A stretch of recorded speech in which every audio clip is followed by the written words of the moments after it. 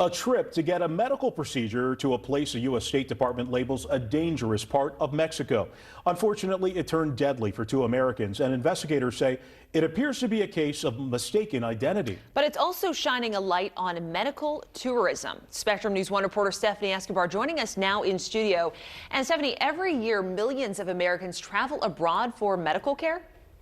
Yes, Brittany, they do it in part to save money. For instance, a tummy tuck in the U.S. can cost between $10,000 and $30,000, but it could be much lower in another country. Plastic surgeon Dr. Theo Nyame says the savings also bring a risk. He advises people against medical tourism, but he has some tips on ways you can stay safe if you decide to do it.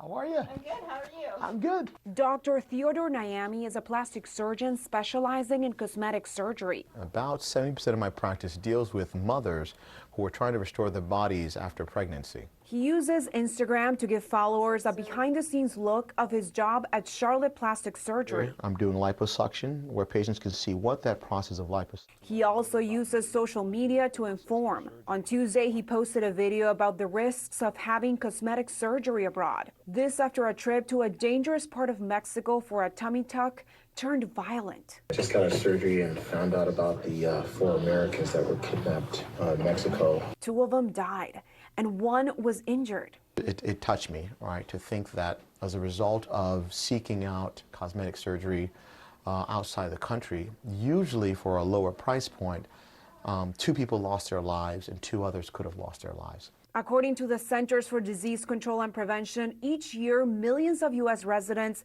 travel to another country for medical care, ranging from dental care to surgery. Lower cost is one of the reasons behind it. Nyame says people should do their research if they plan to have cosmetic surgery abroad. 1, the facility that you're going to, is it in an area that has a history of violence? 2, the surgeon that you're seeing, what is their qualification? 3, if you have a bad outcome, who's going to take care of you?